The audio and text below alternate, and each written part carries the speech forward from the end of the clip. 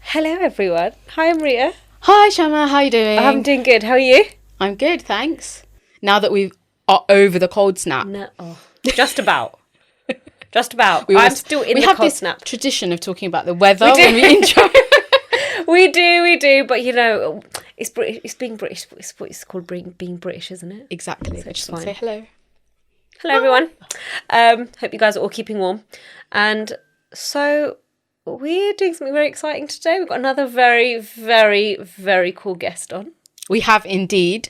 So I'm going to just say her name and then go through all the accolades that we know of. There are probably things we don't know of as well, because this woman is pretty amazing.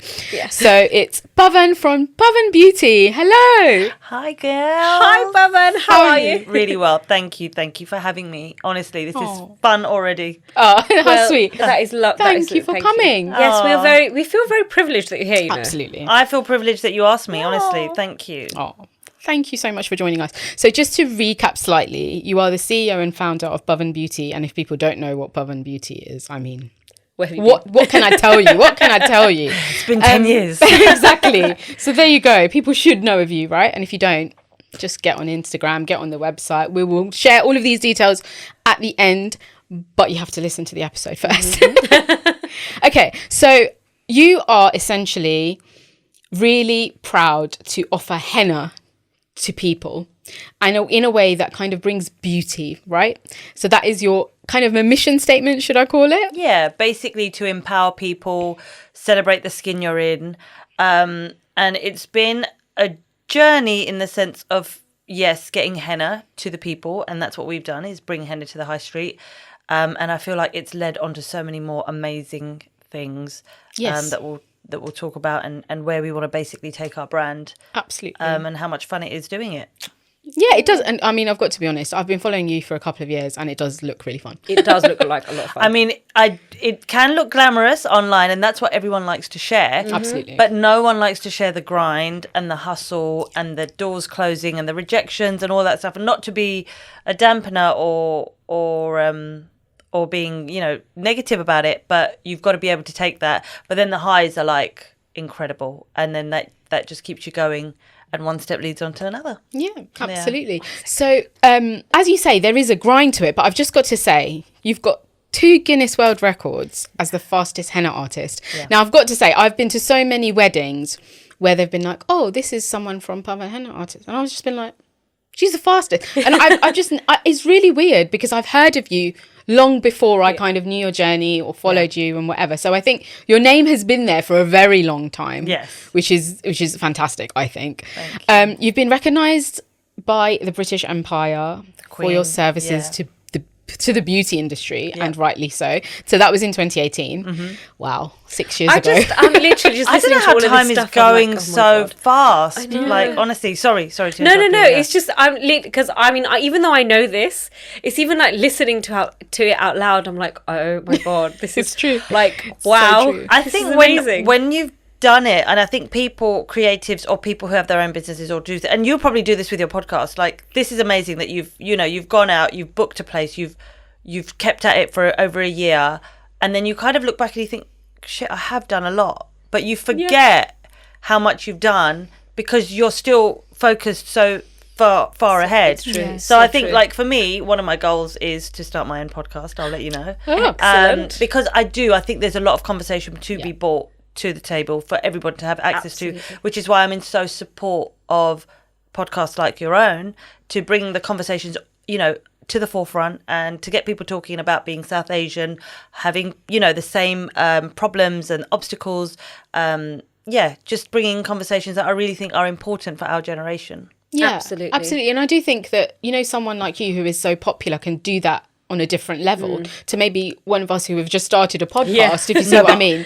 You say that, so you've got all of these amazing, this experience behind you with the background that you have. I have no knowledge about this, whatever. But then that can hurt you as well, because I'm just looking at it from the other side, is that when you do have, like you say, a bit of a name, which I don't think I have a massive name, but you would think that, you know, I have a bit of a profile, then it comes with expectation. Oh, this one will be part of it and that won't be part. And then when they're not and they're not supportive, it hits you harder. So I think sometimes it's nicer to start from scratch where people don't know you. I love the thought of reinventing yourself, which I think everyone needs to do at some point of their life, every 2 years. You know, like they say that you should change your job role every 2 years.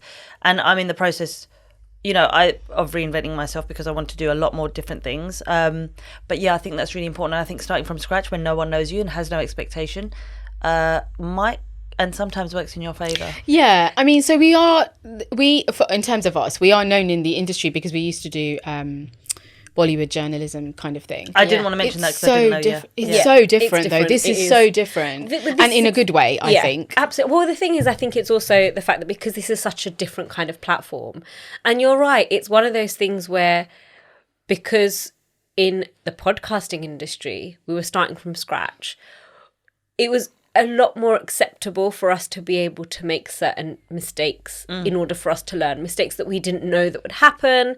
And whereas, you know, you're right, if there is a much bigger profile, yeah, there can be that extra pressure, added pressure. Yeah. But I think it's one of those things, it's also the fact that, like, you have to be forgiving of yourself as well. Like, you have to not like that. Just I never are. With others, we are. Yeah, with other with people. ourselves, we're just not. And it's true. Like, let's say it's like, oh, you know, a lot of people are like, oh, you know, you guys are just starting and stuff like that. But we would be so like, oh my God, we did this, and oh my God, we shouldn't have done that. And we're so hard on ourselves. Yeah. But I think at the same time, it's like you absolutely have to have a bit of that. But I think, and you know, it's one of those things where if you don't go through that, you can't learn from them, and you can't even see that sometimes these mistakes work in your favour. Sometimes it's... I can honestly say when I've made a mistake or been pushed into a corner, it's been life-changing for the better. But it's really how you deal with it. Yeah, absolutely. I have a habit of that I don't make decisions unless I'm absolutely pushed to a corner.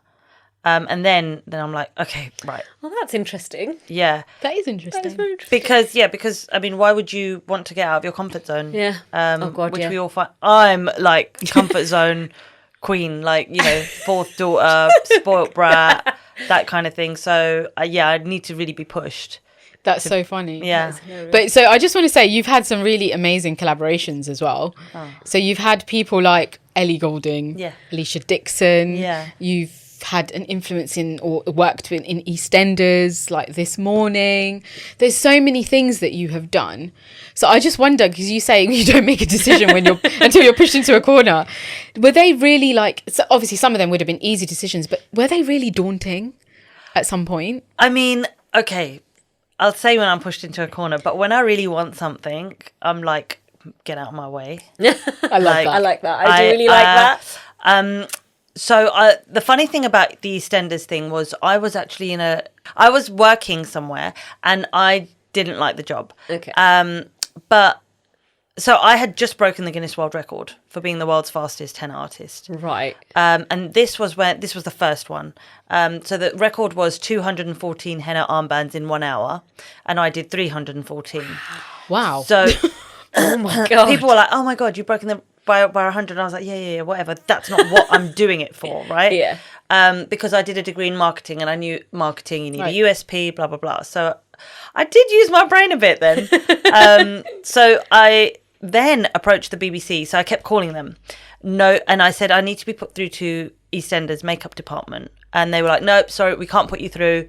You there's no way you're going to be put through to the makeup department. I kept calling. And then someone accidentally put me through to the makeup department. I love that. And then a lady called Viv Henry, who's amazing, we're still in contact now.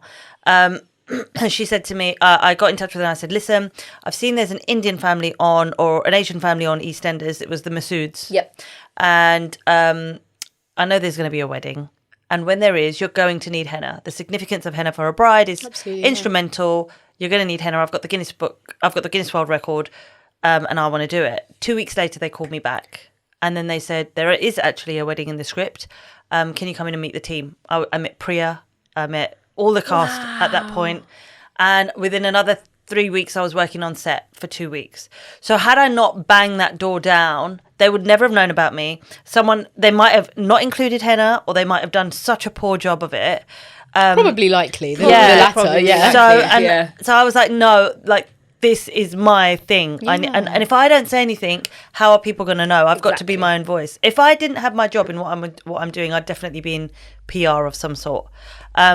People notice these People things. notice it. People and notice. It's something that I would have kicked myself for. Yeah. And I grew up watching that, and it's funny because after I worked on set, I stopped watching it because it just changed everything. It did, yeah, I can imagine. Yeah, but I mean, Priya was a bridesmaid at my wedding with, we made good relationship, and I did the second wedding, when Tamar got married as well. So, but it was actually the first wedding we were on set, and we had the idea. I say the makeup artist I was working with, we were all talking, and they said, wouldn't it be amazing if there was like a henna bar in Selfridges, like the champagne bar?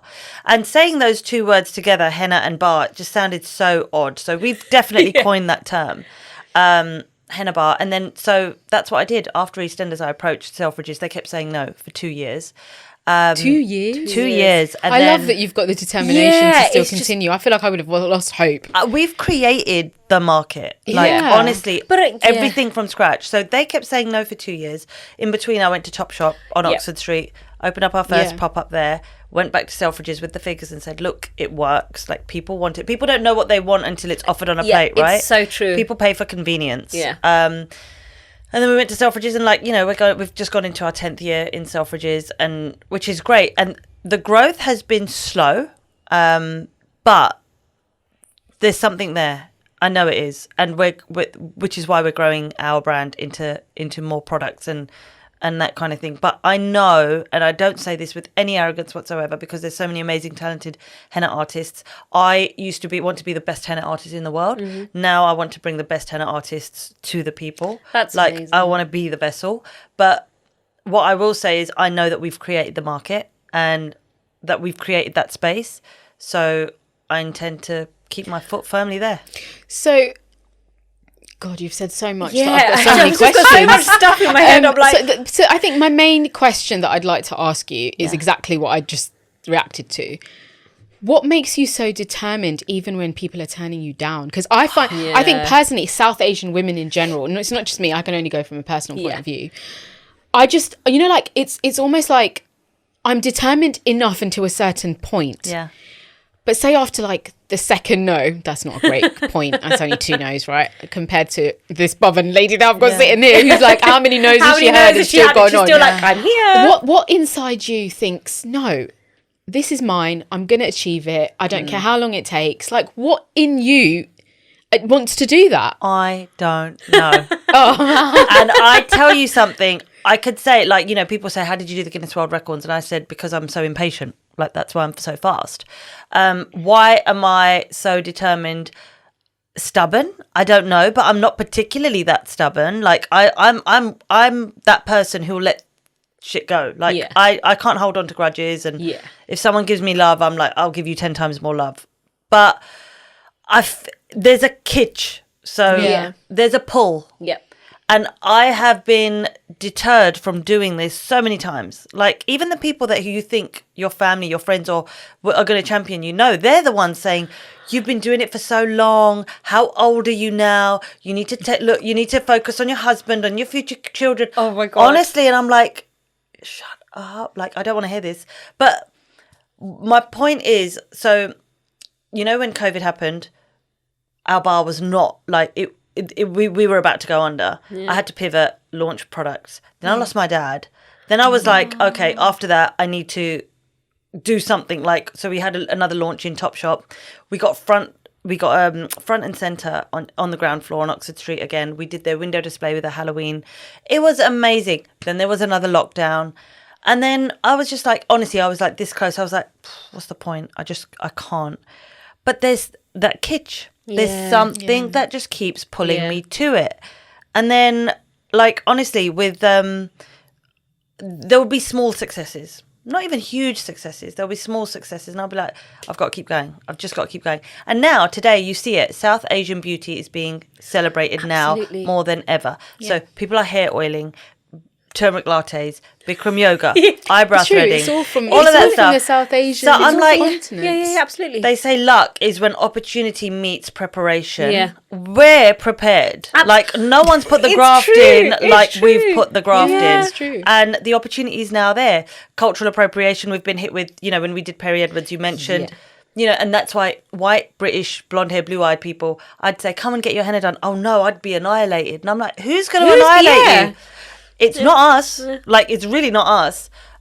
So, there's so many obstacles we've had to deal with, but there's something that always keeps me going. So to your point, what keeps me going? I don't know. There's a pull. I know it works. I know I'm destined to do something. I am going to celebrate our culture. You're doing it now. Yeah, and that's it. Yeah, but this is makes it. me So happy. you were talking about how it's even the closest people that have sort of been your pushback. Yeah, they're not my customers. No, exactly. They're not your customer. But it's like, how do you deal with that? Because like I'm sure these are some or even most of these people have been telling you the same thing since the beginning. Yeah, and even after you've had all these accolades, I'm guessing you still have the same people telling you the same thing. Unfortunately in our community, what do people base your success on? Marriage, money. Sorry to say. Yeah. Okay, yeah, but how much have you earned? yeah. It's like, okay, and more for the younger generation, followers. Yeah. So it's, I think when, but you're not, that's what I hear. In my mind, there's a voice, there's like, you've done this, yeah, but you're not earning any money. Yeah, but you're not earning enough. And I'm like, that's not been my goal. It is now. It is like, the growth and all of that kind of stuff. But I feel like when you're doing something you love, it comes. And we're doing okay. So we're going to keep trying. And I turned 39 in November, and I did have it in me that, God, you've been at this for a long time. You've been doing this but I wouldn't change it for anything. I know I'm doing something on my purpose. I'm on my purpose. Yeah. And that's when you feel aligned, right? Well, it's that, isn't it? It's always people ask you all of these questions, but no one will ask you, but are you happy? Yeah. Yeah, that's something I think for especially South Asians, not even just females, I think we all find that difficult to kind of determine our own happiness because we're always doing something for other people. Yeah. Always. Yeah, Yeah. always. For It's your also family, like, for your well, the partner. thing is, that's what, like, especially the women of our generation, that's what we're taught. Like, you are not there for you are there for other people. Like, like if you're not married, you're there for your parents and you're there for all your family. But then when you get married, make sure you're there for your husband, make sure you're there for your kids, make sure you're there for your in-laws. And it's just like, well, how much of yourself do you get to keep for yourself to be able to do what you want? number one question I'm asked. When are you going to have kids? I'm You're still asked that.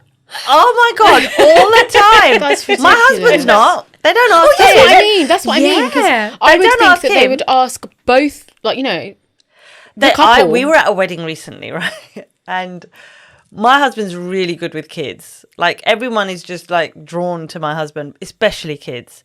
And he had my niece in his one arm and his niece in his other, and he was on the dance floor dancing, and this random auntie just came up to me and she said, he'd make such a good father. Oh my God. Why? Because he's with two kids for like half an hour. Don't leave it too long.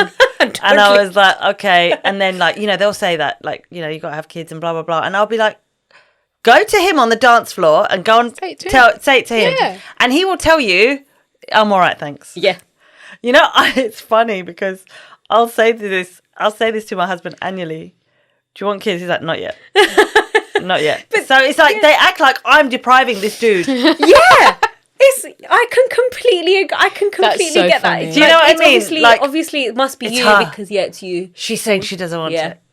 And I'm Like- just I like, think, do you know, like, it's weird because sometimes I feel like it's because they look at the female body clock, right? Yeah. Because men can have kids whenever the hell they want, Yeah, right? yeah. Absolutely. But it's just, I think I've seen so many things on Instagram recently about how women are treated when they genuinely decide not to have kids. yeah, there's something wrong with you. And in the South Asian community, I don't think anyone would understand that at all.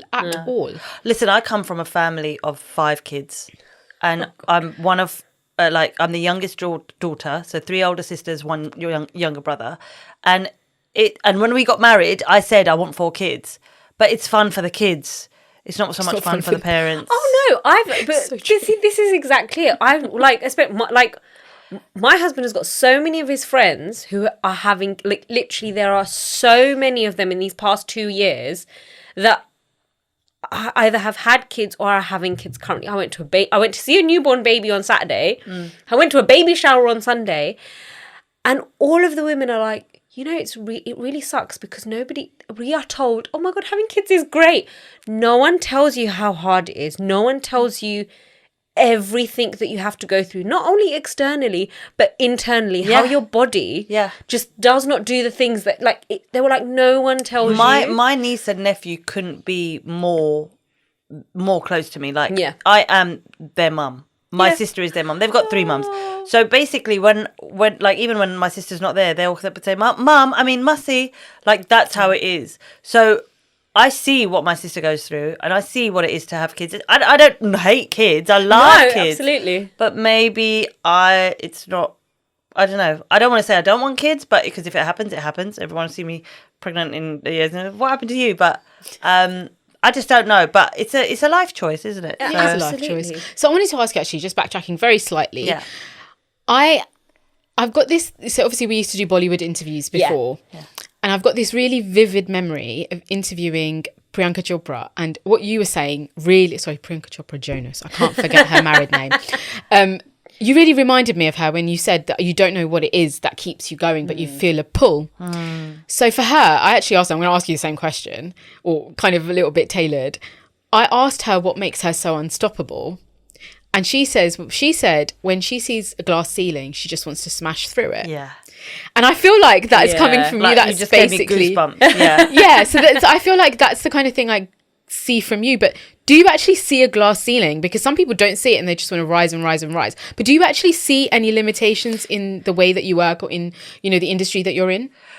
It's funny you ask that, because sometimes I think London can have a glass ceiling, but I'm so used to breaking them. Because we have done, you'd never see a henna bar in a department store. No, and for 10 years, to get in is hard. To stay in is even harder. It's one of the biggest, especially one of the biggest department stores. And I'm still getting those from department stores that I want to be in, because they probably still don't see the vision, and maybe we're not ready. I don't know, but to your question, the glass ceilings, yes, and also I hate no. No, you can't. But I've thought of it, and I've got a vision of it, and I can see it. So I need to make it happen. I can see it and visualize it for a reason. I was told, if you're asking someone and they're saying no, you're asking the wrong person. And I'm good at finding the right person. I love that. And for me, it's all about relationships. Yeah. I make good relationships, and it's not just for immediate, success or to get what I can out of you there and then. No, I like to meet people and see where further down the line, if and how we can help each other or benefit each other.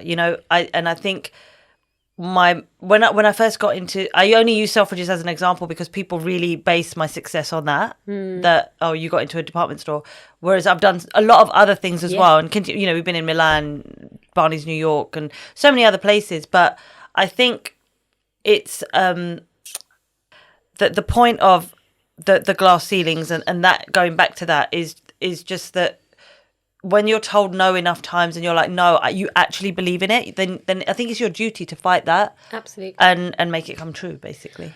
Well, like you said, you've travelled and you've been in London, but then you've also done all these things like Barney's and like Milan. And how have you felt that outside of London? How has that experience been for you?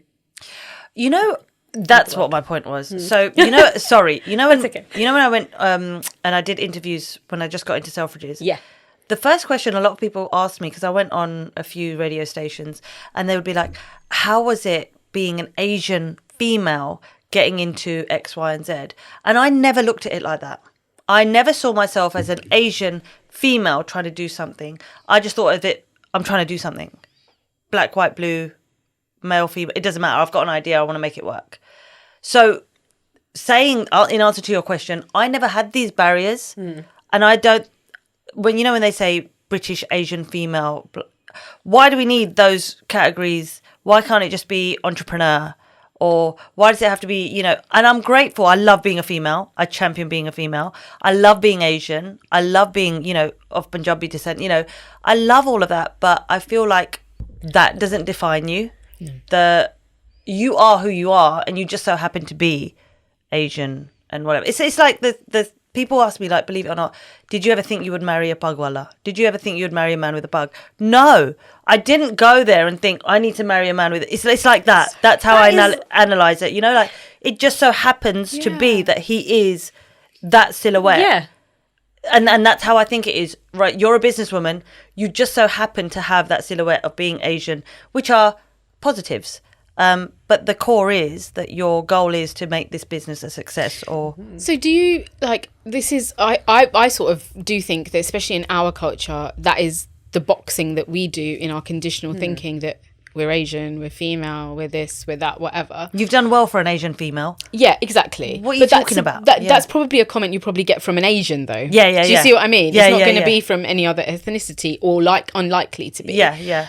But in your head, when you were growing up, or when you were going towards this journey towards henna and all the other fantastic things that you've done, did you ever find that kind of conditional thinking kind of maneuvered you in a certain way? Because it doesn't sound like it right now, but in your journey, do you think it ever did? No.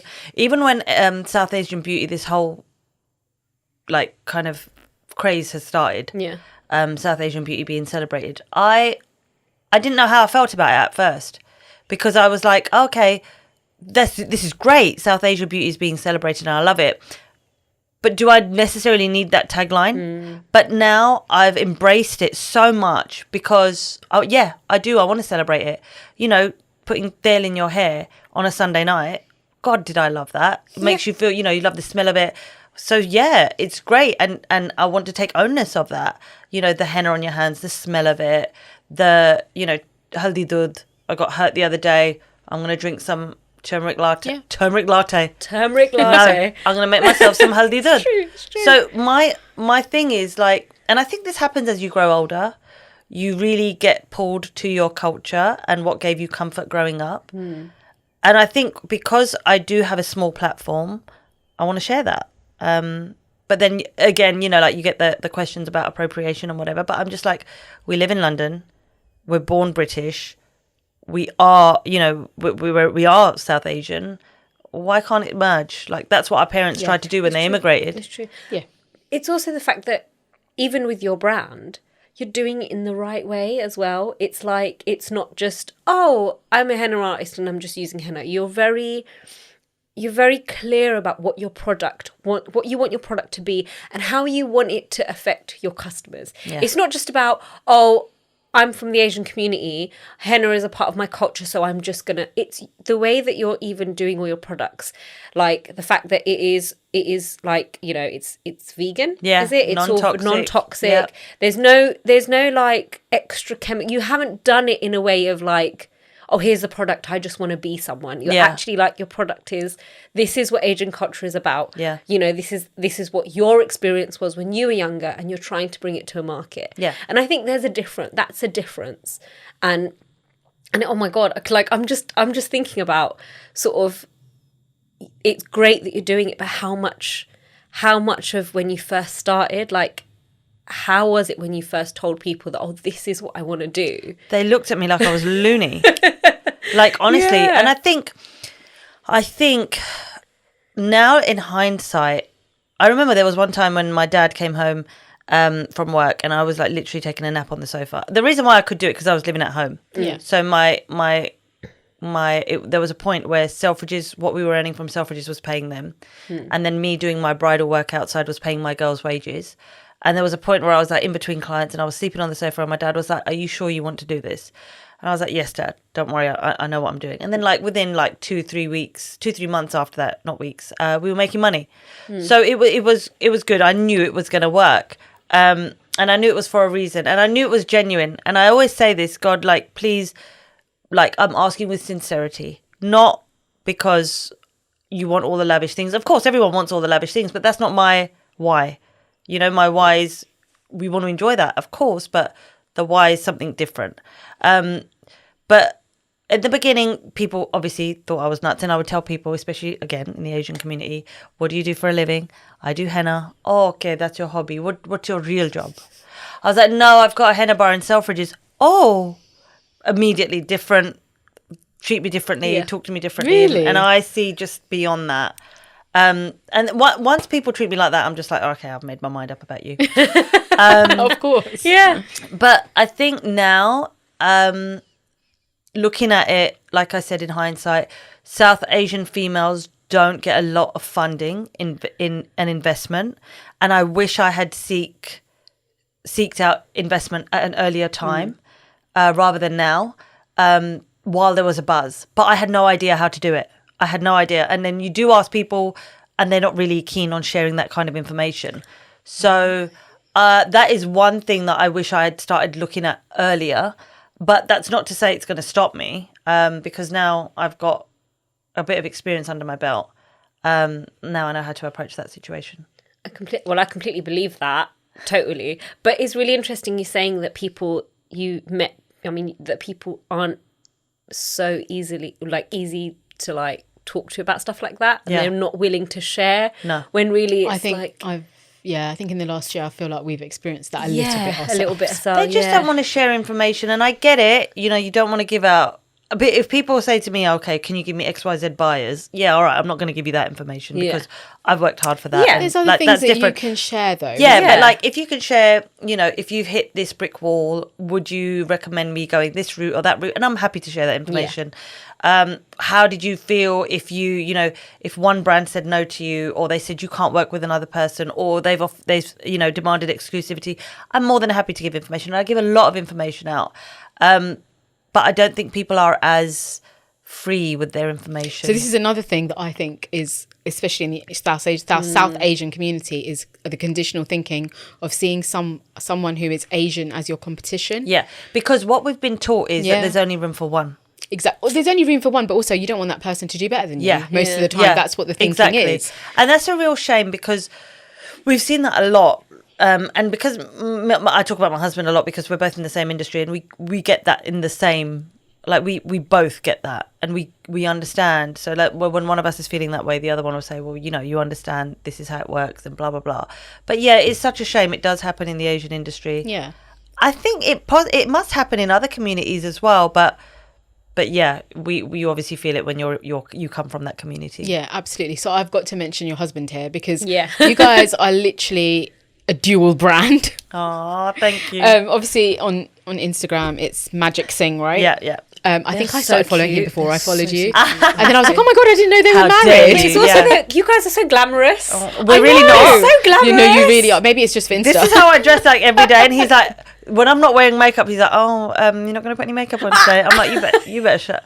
He's ruthless. Everyone thinks he's he is. He's wonderful. He's amazing. I've never been one to be in front of the camera, and I'm doing this podcast now because of him. In the sense of, I was never camera ready, and I would always be shy. Really, I'm used to behind the scenes, but he's really brought me out and got me used to being in front of the camera. Now I'm like, take a picture. I love it. You got to do it. You got to own it. Yeah. Well, I was never like that. I really wasn't. But because he's a showman, he brought that out of me. But so I was going to ask you actually, because you've like I said, you're kind of both a brand, but then you come together as a kind of a brand as well. Do you get, like you said, you had some of the same challenges or some of the same feelings, but as a couple, do you approach things in the same way? Or like you said, he's brought you out, to be in front of the camera and stuff. Are there certain things that have changed you in your journeys because of each other? Massively. We are opposite, yin and yang. Really? I'm messy. He's very meticulous. I'm like, right, I need to get this done. I'm scatterbrain. I'll get it done, but I'll get it done messily. He's very thought out, very meticulous about how he goes about things. He can procrastinate. I'm the one that will dive in without even thinking. All right, you want to move to so-and-so? Right, we're doing it. We're gone. Before, I'm out the door. He's like, no, we have to think, blah, blah. So we're very different in that aspect. But I think that really helps with us in the sense I'll push him more, and he will make me more organised. He'll make me think about my decisions. He'll make me think before I leap into something that I then immediately regret. So yeah, we definitely balance each other out in that aspect. So we're very opposite in that, but then we're very aligned in the goals that we have, the quality of life that we want to live, and what we want to achieve and what we want to put out there. We just want to make people smile. We want to make people happy, want to put out good energy, and that's it. That's all we want to do, really, as a couple. Bit of give and take, isn't it? Yeah. That's what it's all about. Absolutely. Do you find there's a pressure, social media wise, for both of you, either individually or together? Because your social media, like, I feel like I'm really attracted to your social media because you are different. You come obviously from slightly different industries in that sense. But when you could do something together, I'm like, oh my God, they're so good at this. I feel like you're such naturals. That's because of him. No, but I don't feel a pressure. We do have our own channel, Mr. and Mrs. Magic, but we're not very, we could be more active on it. I think in our industries, yes, there is a lot of pressure for social media. The funny thing is, we'll put up the most stupidest video that didn't take any thought, and it peaks, and the views. And I liked the mirror one when you were both getting ready and trying to fight. Oh yeah, the mirror. That was so good. Yeah, but there's one where he just smacks my bum and it's gone viral. Yeah, it's gone viral. I've seen and that I was one. like, what a stupid video. And people like that. I just don't understand it. You know, yet we've created a reel that's like told people about the efforts we've got into our businesses and whatever. And yeah, like, people are not like, even half. Yeah. That's good though. I did. Shows off your personality. One of the reels that you guys did was it was like a transition of the way you want your husband to greet you, the way you think, the way you think your husband greets other women, the way he actually greets other women, how you want him to greet other women. Yeah, it's so funny because it would be a joke, like we'd laugh because he's always surrounded by women, always, and he's a magician. Yes, and also like, if I don't know where he is when we're in a crowded place or whatever, I'll just listen out for the women screaming, and then I'll be like, all right, he's around there somewhere. So it's really quite funny because women around him, obviously they love the magic. He's handsome, and I'm just like, all right, just do your thing. You know, I love that. I just let him get on with it. Oh my! But it's, I mean, you both definitely work very, very well together, and you can definitely see that. Thank you. And it's one of those things where I mean, from what you're saying, I'm sure you both, both of your journeys, because he's had to start from somewhere, and even what he's doing is a niche as well. Yeah, you're both people who seem to be very driven in, this is what I like doing, and this is what I want to do, and this is how I want the world to see me. It's really hard as well because we're both, none of us have got like that 9-to-5 job where you go in every day, and I think that would have been detrimental to our relationship if one of us was in that position, because you just wouldn't understand it. But like I said, the highs are very high, the lows can be low. But once you have a partner who understands that, then you kind of get through it. Absolutely. I mean, talking about your lows, I do want to get into those as well, because like you said, it is something where on social media, we'll talk about social media and everyone sees all the good things that happen. Yeah, because you only put up your best stuff, right? Exactly. Yeah. But yet you've had to fight so much, and where you've had times where, you probably have felt like, oh my God, I just, probably questioned yourself, like, is this the right thing for me to do? How do you physically get your mindset to be like, all right, there is that pull, but how do you look after yourself in order for you not to go down this loophole of, okay, I'm just going to give up, or I can't do this, or, because I can imagine that you go through that. Sometimes it sounds so basic, but sometimes my body will just tell me, go to sleep. Like literally, there'll be like a few weeks ago, I was like, I can't deal with this weather. We just come back from LA, and I was just like, oh God, I just can't be dealing with this. And I literally just went to bed early, and I felt much better the next day. I work out a lot now. I'm not that type of girl who would ever be into her fitness, but I started swimming after Dad went. And then after that, I started doing some weights. And now I do a session plus 50 lengths, and I have a steam. And in the steam, I do my affirmations. Oh. okay. So I like really do my deep breathing. I say really beautiful things to myself, and I do that every day. And it helps with my skin. It helps with my body. My legs are toned as anything. I'm like, feel my legs. But I've still got places where I want to work. But I just feel like that is like, even when my husband says you're going to travel all the way there to the gym and then you're going to come, you're wasting time. And I'm like, don't interfere with, that's my time. Like, I need that time. He works out and he started doing it every day as well. Like at least 4 or 5 times a week, we're both working out, which I believe really helps your mental health. Reading. I'm reading Robert Greene at the moment. He's amazing. Daily rules. And yeah, so reading is non-negotiable, workouts non-negotiable, and focusing on your why, like your purpose. So my work. So those are the 3 things that keep me really mentally, and my comfort. Like I like to, get my Indian desi food fix from my mum. My sisters are always like, we're always on the phone to each other. Like if from me just walking now to the station or something, I'll be on the phone to the girls. So I think, you just I have my things that keep me propped up, the people around me, and my own disciplines, basically. I like that you said non-negotiables, because the minute I say that to my husband, he knows, like, right, there's nothing in the way of it. Because I think you have to, especially that, where we are being taught that no, like you have everything about you is for everyone else. And it is now like building those barriers to be like, I can be for everyone else. I think it's just Asian mentality. Yeah. So, when my dad was in hospital and he was suffering and he had, he was terminally ill. But every time, like say the doctor or the nurse, he was cold. He'd be like, no, kuch na kahi, don't say anything. Or the doctor wasn't giving him the answers that he wanted. No, don't say anything. Why don't say anything? No.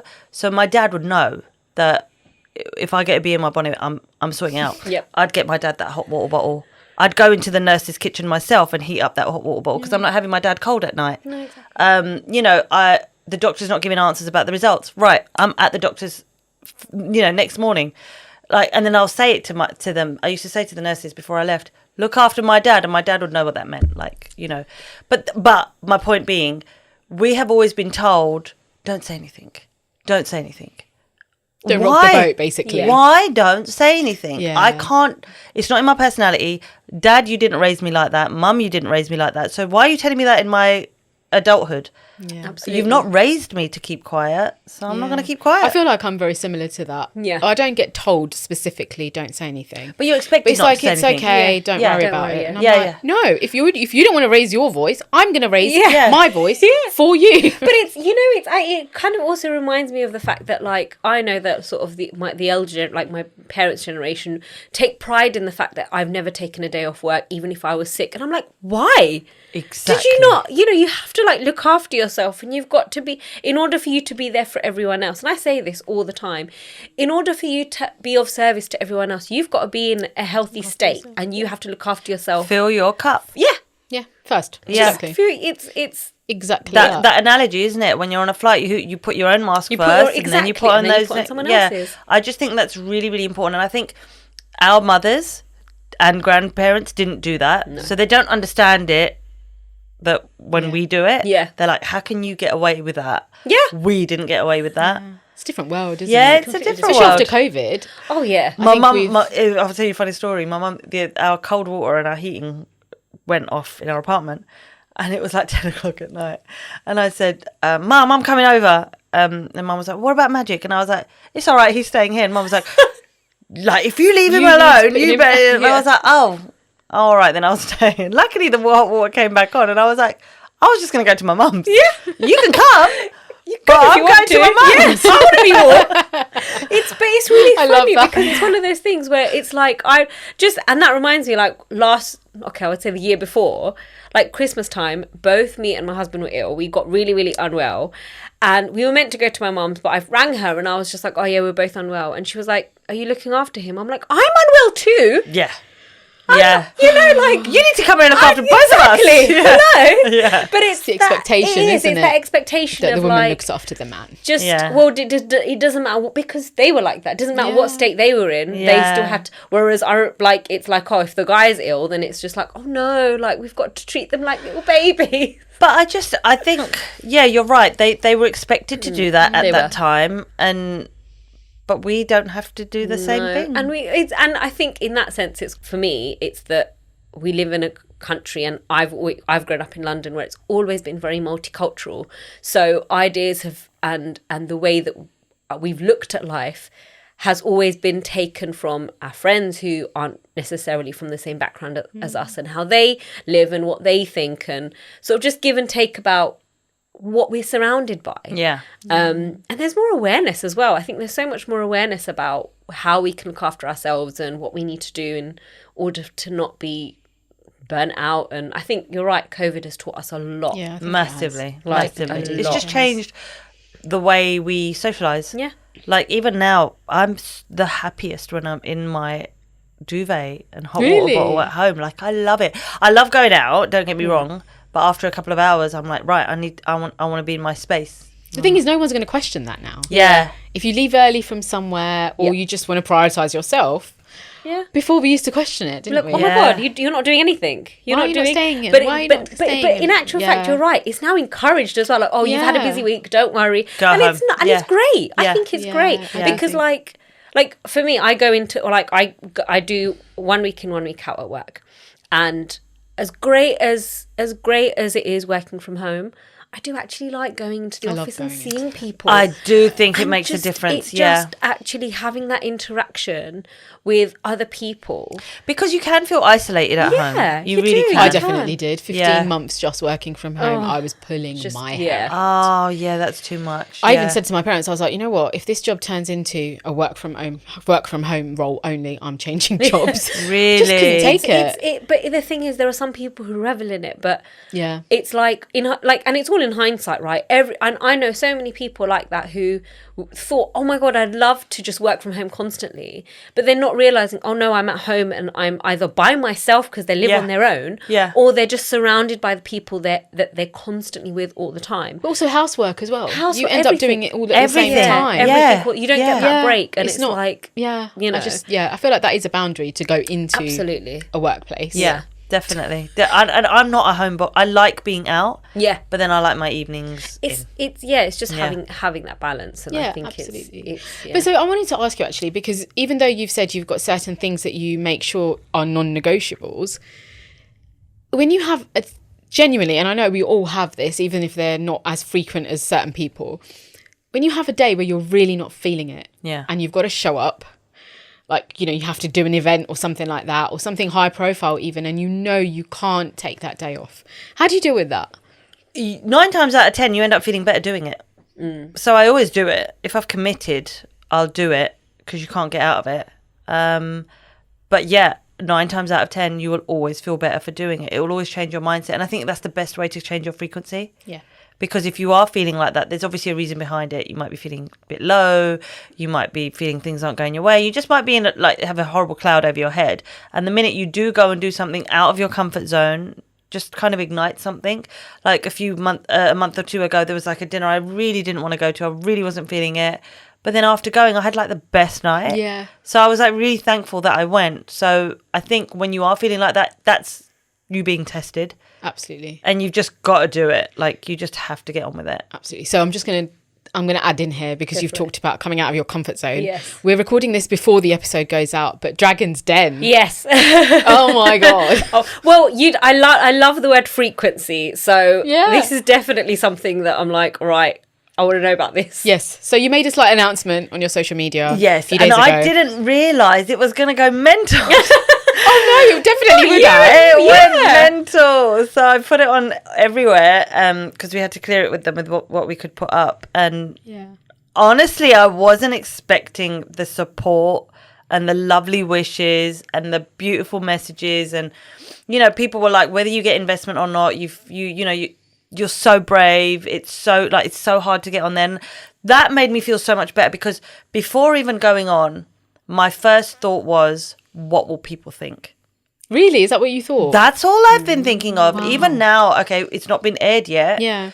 That's what's making me anxious and making me sweat. Is like, what are people going to think? They're going to know my figures. They're going to know my background. They're going to... Basically, I'm totally chuckling in front of everyone, like national television. Do you know what I mean? Yeah. So I've never pitched to an investor in my life. Okay. But I've chosen to do it on national TV. National TV. I mean, talk about being out of your comfort zone. That's what I was about to say. Yeah, this is it. Like, you know, when I wanted to open up a henna bar, I didn't go and open it up in your local high street. I bloody went to Selfridges and I asked them. So it tracks. Totally tracks. So, but I mean, the most scariest thing I've ever done in my life. It's changed me as a person. Okay. It's made me more resilient because the pressure. But they say when you're doing something you've never done before and you hate it and there's pressure, a different part of your brain grows. And I really feel like I built a muscle in my brain that I never even thought was there. Never focused on my figures before because I'm a creative. Like, that's why I mentioned earlier, I wish I had focused on funding and investment before, because all I was thinking and have been thinking since I opened up my business is, I'm having fun. This is working. I'm having fun. This is working. Yeah. But I think I wish I had focused on, and the one lectures that I would always miss in uni was accounting, which I wish I never missed that. So that was the only. I still get nightmares that I've got an accounting exam to this day. Really? And that I'm not prepared for it. And I'm like, and then I wake up and I'm not at uni anymore, so it's fine. So that haunts me. But yeah, the hardest thing I've ever done. But my husband the other day showed me something. I don't know if I've got it right. That Japanese culture it's called misogi or something.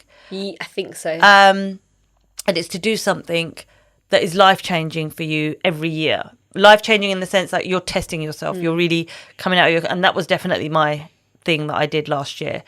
But yeah, it was totally out of my comfort zone. I was so nervous. It took me 3 months to prepare the pitch, and you'll just have to wait and see the result now. But what I will say is I'm very glad I did it, and it definitely got me out of my comfort zone. But what will people think? And I thought, I can't let that be the reason why I don't try this. Yeah. And I'll tell you as well. I told you I talk a lot. That's fine. Dragon's Den have been on my case since 11 years ago, before I even opened up the henna bar, before anything, and they got in touch with me and I was like, no. Then a couple of years later, then they got in touch with me and I said no. Then they got in touch with me. I even did BGT once. Really? Like, yeah, years and years ago. I never shared that with anyone.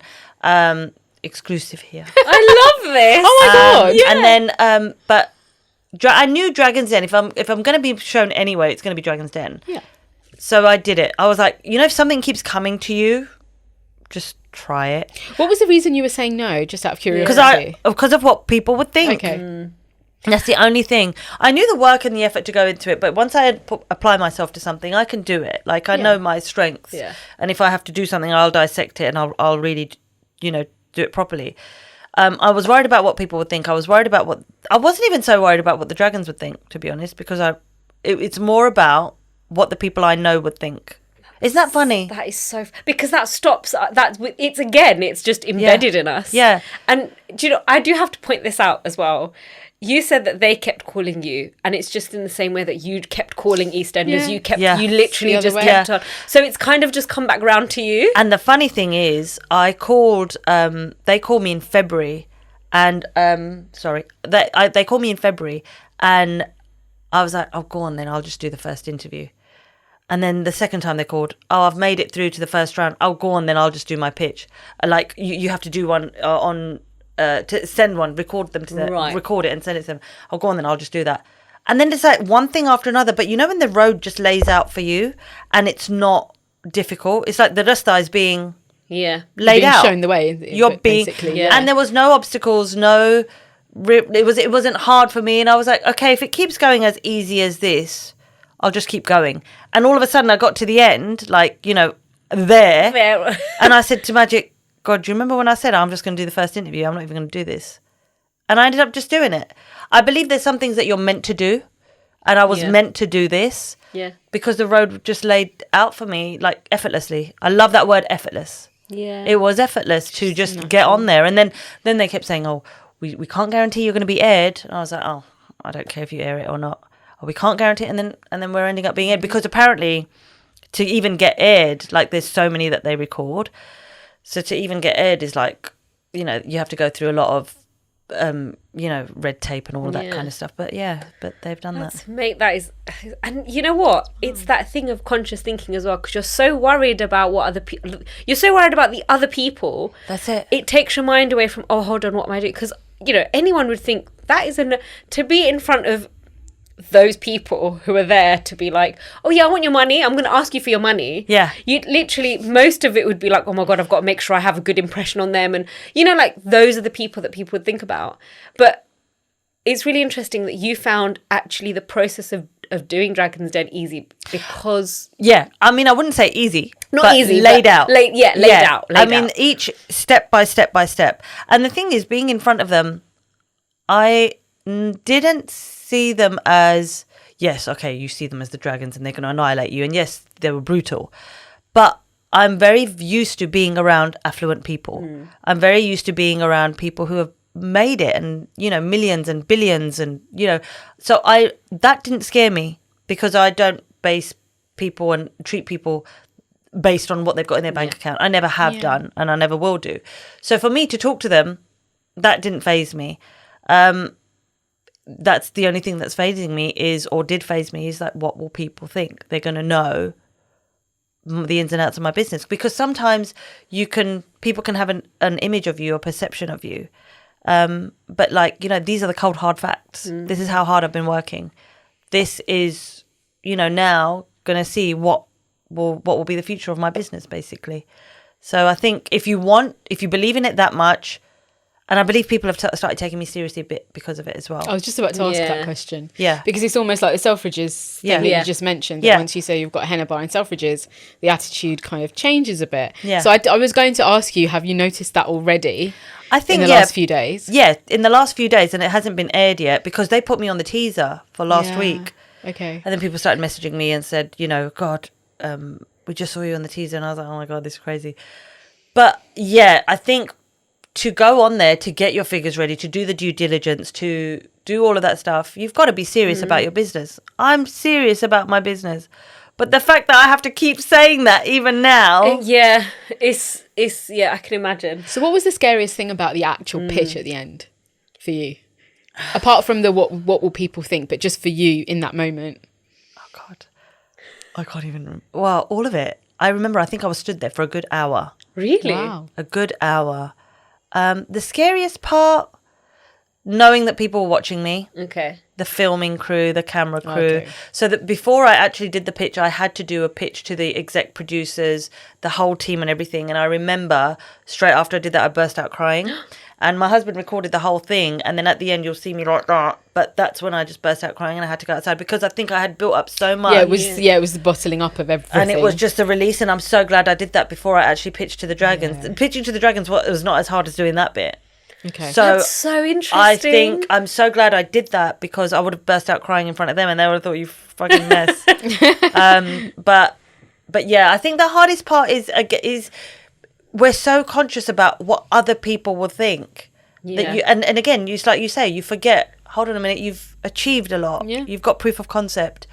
And you might not be where you want to be in certain aspects, but that doesn't take away from what you've already achieved. So we're hard on ourselves. Basically. So, on Instagram, I've seen so many people talk about imposter syndrome. Oh, I get that a lot. And I was just about to ask you, because I feel like that is a conditional thinking part of South Asian culture as well. Yeah, absolutely. You just don't think you're good enough in a way, or just you're kind of always second guessing yourself a little bit as a South Asian female. I think, okay, you don't think you're good enough. There is probably one aspect where I probably think I'm not good enough, but all other aspects, I'm like, I kind of have the opposite. I'm like, I should be there.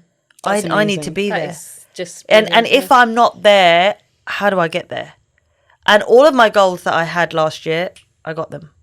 All of them. Amazing. Because when this is it, right? I manifest very well. And, like when I want something and when I'm aligned, I get it. But when I'm not aligned, I know it. I'll feel it here. I'll feel it in my tummy. I'll know when I'm not fully aligned. So I think that, going back to mental health, that gets me aligned, and then thinking about what you want to achieve and going for it. That is just, I think you need to be you need to be settled and aligned undero, like inside. Yeah. And then work outwards. What tends to happen is when we want to achieve something, we look outside. Yeah. Why is this one not noticing me? Why is that one not doing it? Sort this out. That will come.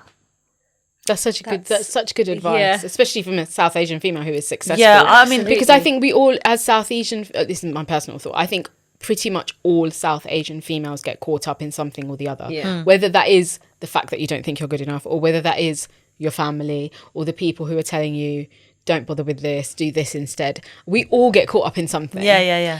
But it's also the fact that it's the fear of the unknown. Yeah. Like, just because they've never seen, especially for South Asian females, there's not a lot of successful South Asian females that have done something like this, or, you know, so it's like, oh no, but if you fail, because there's no, but you know, you're going to succeed, it's going to be fine. If you fail, it's just at the first sign of failure, it's like, okay, this isn't working. Yeah. So just leave it. I think we're also quite scared of creating our own paths, which is what you're doing, right? You're creating your own path. You're not following anyone. People might want to follow you. But I always say this, that I don't think we should follow anyone. No. You should make your own decisions. Yes, you can take inspiration from other people, but there are a lot of people who are naysayers and stuff like that get in the way of your own. Yeah, but that's thinking. what's been really hard for me, because there's been no blueprint for me. There's been no blueprint for creating what I want to create and the route that I want, you know? So I'm literally winging it, and which is what I have been done, and I'm having fun along the way. But like, you know, then people come in with their own fears. How long are you going to wing it for? You know, How do you deal with that? I'm like, that's your fear. Keep your fear to yourself. I love that. Yeah. Like, seriously, It's true. that's your Yeah. limitation, Yeah. your fear. Don't project it onto me. And I make friends. I love being around people, and I love making really good, genuine connections. But I feel like if someone is not that person or not that energy, then I stay away. I literally just stay away. The kind of person who feels that quite quickly if someone is just not for you? I get that from my dad. Really? I do that as well. My dad would Yeah. judge a character within 3 seconds. Yeah. He'd tell me, You can tell. and I'm very good at that. Like I can, Intuition. you know, I can tell we call him guppy, like who talks a lot. He's like, you know, he's a guppy, or you know, you avoid that person, or they're not the type of person that you really want to. I can feel an energy. Yeah. I can, Yeah. you know. Can I ask you a question? You said your birthday's in November. Are you Yeah. a Scorpio? I'm a Sagittarius. Man. I'm at the end of. I'm at the end. I'm at the You're at cusp, the cusp. though. 24th. Because I feel like Scorpios have this. Yeah. Do you remember you've been telling me this as well? Because yeah. I definitely have that. Yeah. I can tell by someone walking into a room, that person is just not. Yeah. We've had plenty of conversations where Amrita's been like, yeah, there's something not You right can't here. explain You it. do, yeah. You can't. You can't explain it. It's your intuition. Yeah. And we don't follow our gut, but I'm all for it. And someone made this point up about me and my husband as well, that even though I've got the business, I'm very much like Fugazi, like, oh, don't worry, it will all sort out. One foot in front of the other. Like, I'm like that airy fairy. Yeah. And he's like, no, what is the next step? How are we going to make this work? Blah, blah, blah. And I'm like, you're the magician. Surely it's you kind of- should be yeah. the spiritual hippie type. Have a swap. And I should be the business one. Yeah. We're opposite again. I love that. He's the straight and narrow, and I'm the hippie. It's brilliant. It will work. Whatever. Well, it's definitely worked for both of you. Oh, I don't know. That's great. Well, look, I hope we continue to keep breaking boundaries and just having fun along the way. Absolutely. But yeah, I just and I hope to inspire others. Like, I want to inspire others and say, and like, I had a friend, Psychic Sisters, who are in Selfridges. They did Dragon's Den the year before.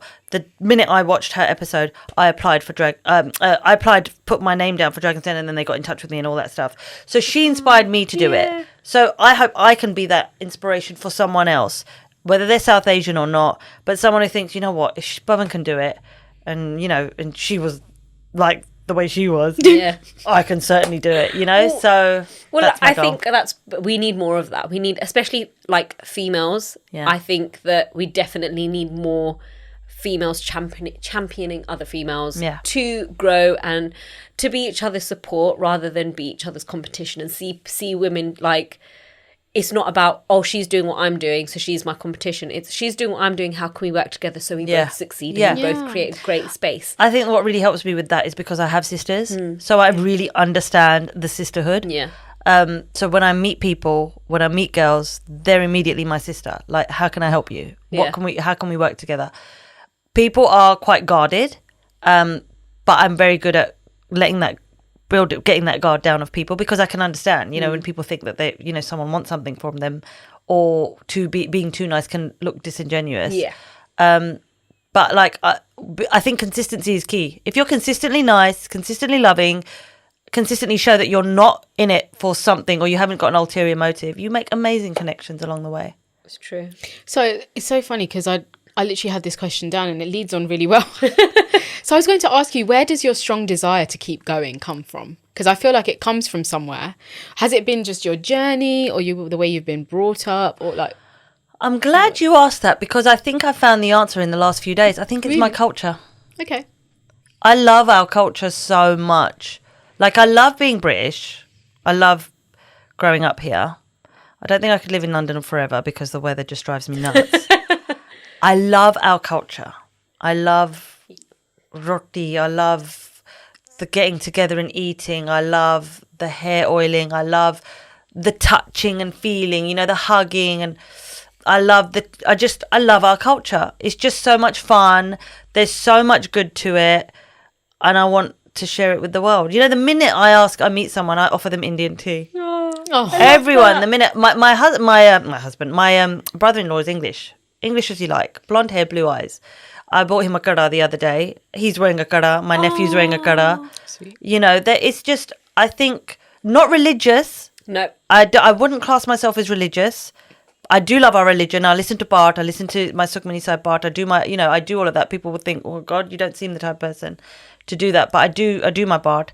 But I think spiritual is where I'm at. I think being a nice person. Yeah, my belief that my faith, just be, I love the culture. That's really inspirational that in is itself. Really inspirational, yeah, absolutely. Because I think like religion and culture are two very different Very things. different things. Spirituality Yeah. is something that's very personal. And it's also very define you. personal. Yeah, it defines you in a way. absolutely. I think it defines people. Yeah. But yeah. Right, now we're going to move on to our segment that we do called This or That. So Amrita's going to ask you, are we both going to rotate out our questions? So we've got three each. Three each. If Quick you fire feel like questions. you want to ask us any back. Yes, you are more than Let's put welcome you on the to. spot. Okay. But you can if you want to, because Yeah. we've had that sprung on us as We well, which is quite So random. now we're ready for anything. Perfect. Yes. Do you want to go first? So go for it. Cool. Okay. Some of these you might want to explain, but you don't have to. It's up to you. Okay. So my first one is working hard or looking good. Well, I like to look good, but I end up working hard. Bit of both. Okay. Yeah, so I think working hard overshadows the looking good. Looking good. Yeah. That's fair. That is fair. That does make sense. Early bird or night owl? Night owl. Hate early bird. That's the reason. High five. That's the reason why I didn't ever want a job.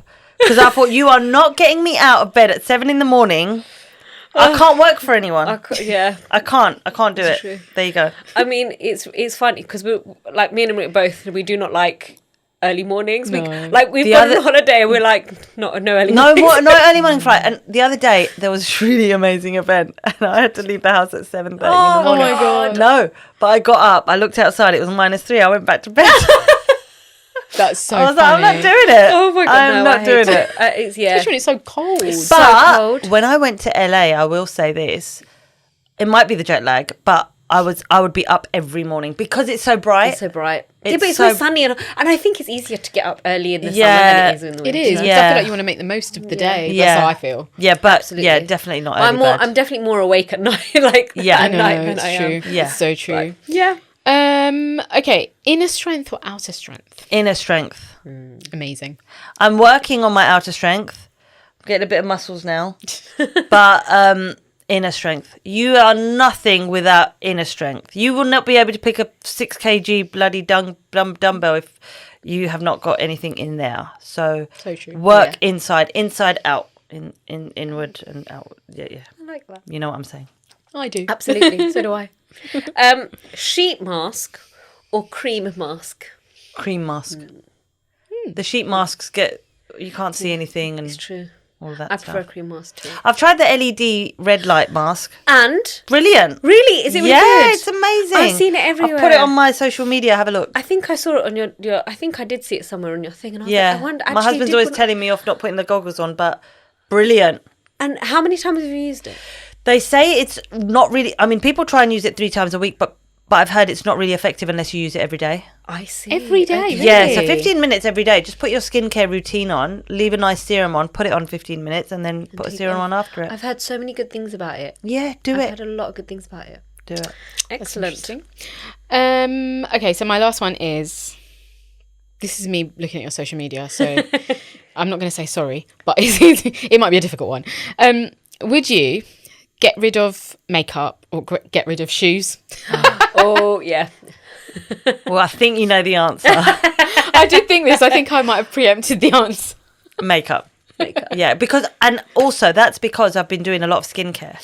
I'm very much more confident going without makeup. Like, I don't even hardly use any foundation anymore because I worked on my skin so much. I remember in my teens and 20s, I'd never go out without makeup and I'd have to always wear concealer. Now I can go out without makeup and I'm completely happy. And it saves so much time. Yeah, and money and everything. everything, It's I know. just, but also I just love a clean, fresh face. Yeah. Yeah. With some sexy heels. There you go. I The love it. shoes. There you The go. shoes came in. Yeah. Now your last question. Hot drink or cold drink? Hot drink. Excellent. Oh no. I'm a You are cold my drink kind of person. girl. You're like my husband. Hot drink, cold English drink. breakfast tea or an Indian tea. That's it. She's definitely she's a spirit of mine. Yeah, that's it. Absolutely. Tea But is that's like bad because I don't drink enough water. Oh, I drink loads oh of yeah. water. I mean the thing is I mean I love my English breakfast tea. Yeah. Like Amrita definitely knows how much I love my tea. Yeah. But it's literally because I have so many skin problems, I have to make sure that I drink like herbal tea or something to get that water in. Really? I can tell, and I've noticed, especially in winter, if I haven't had enough water, my skin will get flaky and everything. In one day, I can have like 3 cups of herbal tea, and the next day I can already see it get better. Like it's that sensitive. So you just talking about skincare being better than makeup. Absolutely. Yeah. I'm completely on board Yeah. with that. Yeah. But yeah, hot drink girl. I love it. Amazing. I've got one final question, if you don't mind. Yeah. Have you got another question? No, I don't. Okay, can I be my final one? Go for it. So it's just one thing that I want to ask you. That in all the years you've had Pavan Beauty, what is the one thing that people still don't know about you which you wish that they knew?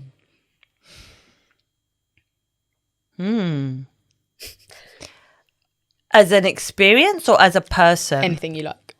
Or anything about your business, anything. That they don't know about me. That all of this started from one idea. Like, I built everything from nothing. Not even, no investment, like literally a fiver.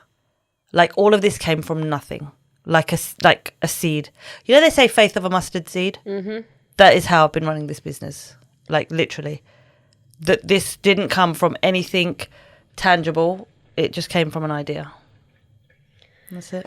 God, Wow, like, that's a in good my head, there's like a shining glow of who you are, like just Oh. everything. Like You know, one of those it's just- filters that has all the rays. just literally that, because everything that is true. Like it's one of those things where everything had started from something, and you are such a brilliant example of that. Honestly, Thank you. It's just, I mean, I don't think I'm in any position to say this, but I feel really proud of you. Oh, Yeah. It's really thank weird. you. Like I genuinely really feel true. really You guys like, are oh my god, this is amazing. actually so wonderful. Is there anything you'd like to plug? Is there anything that you want to say that you haven't said? Well, I mean, Dragon's Den will have been aired by now. Yes. Just to plug that we've opened our new henna bar in November in Selfridges, and it's all shiny and new and fantastic. And just that, you know, if I can inspire and show what we've done and inspire anybody to start their own thing, and also to support our henna bar in Selfridges and come and give us a visit. Absolutely. What is your website? pavanonline.com. And where can we find you on socials? Pavan Beauty on Instagram and TikTok and Facebook, I think. Amazing. Excellent. Thank you so much for joining us. Thank you, ladies. So, as I said, when I entered the room and Pavan was already sitting here, I was like, oh my God, she's here. You are my bucket list person. That honestly I was means literally so like, much. I'm so happy to have you on Yeah. this season. Oh. It's just been so nice talking to you, and you're such an inspirational person. Thank you. And going. it's, you know, Thank like considering we have never met before Yeah. this, like any of us. Yeah. I've met you, obviously. Shyama. I just feel, yeah, exactly. I just feel like it's just been such a nice conversation to have, and it's just, I feel like it's inspired me. It's honestly, it So really has. I glad. think that you are just, you know, it's that thing of you saying that it doesn't matter who you're speaking to. And it shows, like, I mean, we've just started this. We've only been doing this for a year, but already I feel like, oh yeah, I know Pavan. Yeah. I know her. And that's how it should be. Yeah. And I just honestly, I can't wait to see I can't wait to see your episode on Dragon's Den. Thanks. Likewise. And yes, again, this is coming out after the episode, but we're recording it before. And honestly, like, I do apologise from now on in how much you're just going to see our names pop up. Like, Don't scare her I before she's there expect it through. now. I expect it. If I don't see it, I'm going to be like knocking on your door. Oh Yeah, my exactly. God, no, and just keep going because Yes, absolutely. we Don't are stop. definitely a part of your champion group. Thank you. Yeah. Thank you so much. You guys are Wonderful. amazing. Oh, Thank you so thank you. much. So we want to say thank you to, as always, DJ Shy Guy, who has composed our jingle. Absolutely. And you can find us on the Voice It Out podcast on all social media. All social media. Or You pretty can- much all social Yes, media. you can listen to us on all main podcasting platforms. Yes. Um, You can email us, you can email us at voiceitoutpodcast@gmail.com. So my mind went blank. I was like, what? Can you imagine her mind went blank after Yes. how many episodes? I know. Are we also on YouTube? We're also on YouTube. We are. We're not just on podcasting platforms, although YouTube is now kind of a podcasting platform. is. Anyway, yes, we are on YouTube. If you want to find us, just type in the whole name of our podcast, And you'll find us and there, you'll watch our season 2 episodes there, including this one. including this one. And we don't want to keep it in. We want to Voice it out.